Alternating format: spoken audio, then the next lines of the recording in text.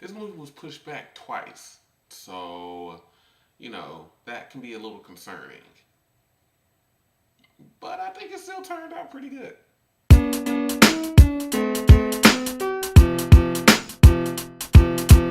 What's up, guys? This is Courtney, one half of the Birds of Deconstruction here. I'm not wearing a hat, as you can tell, I shaved. I'm bringing you my review for Alita Battle Angel. By the way, this is my obligatory spoiler warning. Now, like I said in the opener, this movie was pushed back twice. This movie was originally supposed to come out July of last year, July 20th, I believe, 2018. Then it got pushed back to December 21st of 2018. Then it got pushed back to Valentine's Day.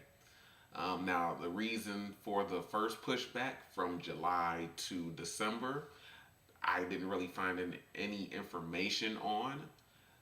From December to February, apparently they wanted it to be the first movie to come out on like the Chinese New Year or something like that.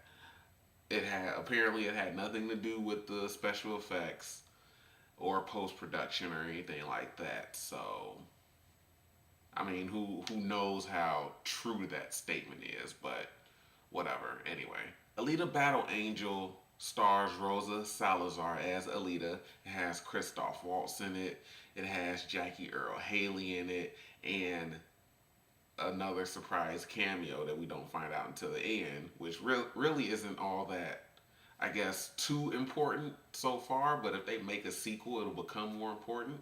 I'm not gonna go over like the plot of the film like I normally do in most of my reviews. I try to get away from that, from just spelling out the film, and I really try to talk more about the film itself. Alita Battle Angel, when it first started, it was a beautiful, like, it was a great opening shot. The effects are a tad bit weird, but for the most part, they're believable, especially the effects on Rosa Salazar, because they basically widen her eyes and her face her face looks a little bit weird.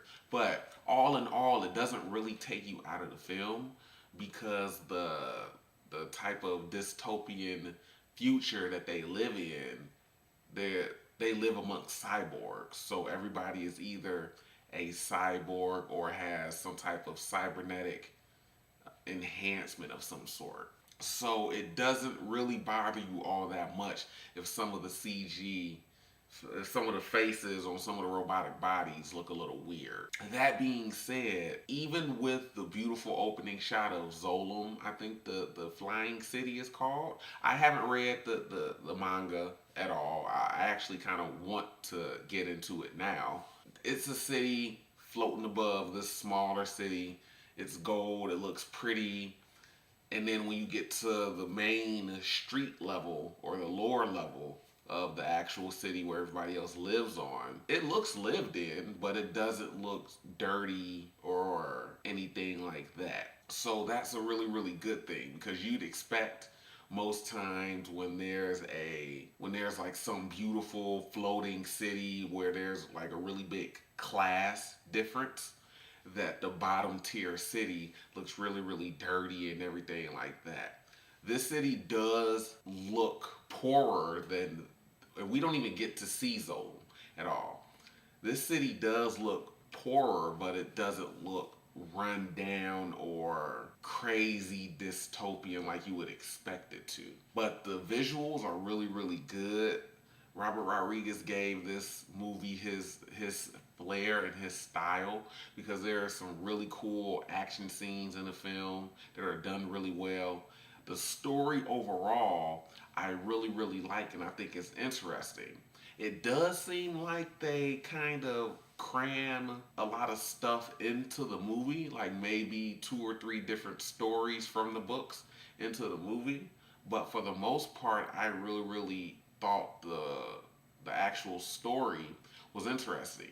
My main gripe with the movie was the love angle. They gave Alita a sort of boyfriend. I use that term loosely, but they gave her a love interest, and it slowed the movie down, and she started doing stupid shit. At one point, he's talking to her about going up there to the city.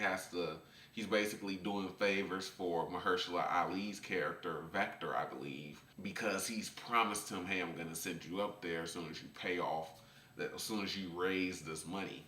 And so she says, hey, take my heart. And it's like, this is after going back really, really quickly. Christoph Waltz, Dr. Ito, I think that's how they pronounce it in the film. He finds Alita like from the chest up, really neck up. But he finds Alita in a scrap heap. He gives her the body that he originally made for his daughter because she had some type of illness and she was confined to a wheelchair. So he gave her that body, but then she discovers this other like alien Martian, I guess, body there because there was a war that happened several centuries ago and all this complicated stuff. But she's basically this is when she finds out that she's basically a warrior for Mers or Erm. No, Erm. It's something. It's the M stands for Mars. I can't remember what the other two letters stand for. She realizes the lost memories are of her fighting in this war. That new body, she's basically like a superior. She's a weapon. They even say it in the trailer, I believe. But she's a weapon, so he finally, after kind of fighting her on it, like, no, I'm not gonna do this to you because once you connect with this body, you're gonna become a weapon. That's why you're so aggressive. That's why conflict you kind of feed off of it. But she gets into a fight and she comes out on the losing end of said fight, and she needs a new body, so he does it for her. He makes note that her heart is running on some type of neutron, some weird thing that can power the city that they live in for like 10 years or something like that. That's how powerful the power source of her heart is. Hugo, which is the boy that Alita likes, when he's talking to her about going up to Zolom and raising his money, she says, hey, take my heart. It runs on so and so. You can probably sell it, get a bunch of money. We can go up there together. And I'm just in the theater like, what? She makes stupid decisions because of this guy. And I think it slowed the movie down. And that was honestly one thing that I didn't like about the movie. And it was corny, and there were a couple of people laughing at certain moments that probably shouldn't have been laughed at. But overall, I just think the love angle wasn't really needed. And if so, it could have been handled better. Now I understand the context of Alita doesn't have any memory, so she's learning things over again because who knows, what her previous life was like. But at the same time, I don't know how much time has passed throughout the movie. I'm assuming a few weeks and everything. And they're basically like, oh, I love you, this and that. Again, you can't put a time frame on when a person feels like they're falling in love with another person. But the decisions that she were making just didn't really add up. And I guess you can chalk that up to love makes you do stupid things. I don't know. Like, that was just one aspect of the movie that I didn't really like.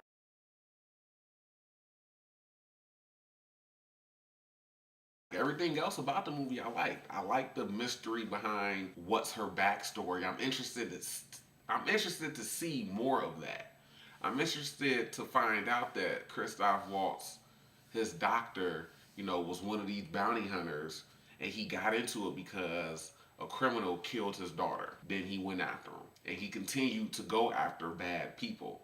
That's interesting, but the love story didn't really work for me. If you go see the movie, expect that kind of corniness and kind of weird. It did seem kind of weird because a person in my theater, you can hear people like chattering amongst themselves. There were a couple of, I couldn't really tell what they were saying. It might have been snickering, it might have been kind of laughing. Like when they kissed for the first time, it was a little weird, not gonna lie. Yeah, other than that, the movie is solid. The action scenes are good. The story is really, really good. It just gets slowed down by the whole boyfriend thing, but I still would suggest you go see it. I'm looking forward to see what they do with a sequel. I hope it does well enough to garner a sequel so we can get a continuation of this story, because it basically ends with there's this sport, I forget the name of it, Monster Ball or something like that. That's kind of like extreme rugby, but basically after Hugo dies, and again, I've already given my spoiler warning, but after he dies, she basically kind of commits herself to becoming the best player and champion, because the last champion gets to go up to Zolom and I guess live there. But obviously, her plan is to go up there and kill Nova, who turns out to be Edward Norton. I literally was like, what the shit, in the theater when he revealed himself, because we had been seeing him kind of pop up here and there. He was taking control of people, but when he actually revealed himself, I was like, oh shit, that's Edward Norton. Huh. So I'm interested to see what's the continuation of this story. So yeah, Alita Battle Angel, I give it a go see it. Just beware of the weird love interest that you probably won't care about, because you want to get back to her story and everything. So yeah. Check out the other videos, guys. I have other reviews up. I just put up a super late review for Happy Death Day. Just put up a review for Happy Death Day to You. I'm not entirely sure what I'll be putting up next week, but look out for that as well. And the other videos, check them out. I'll get up with you guys later.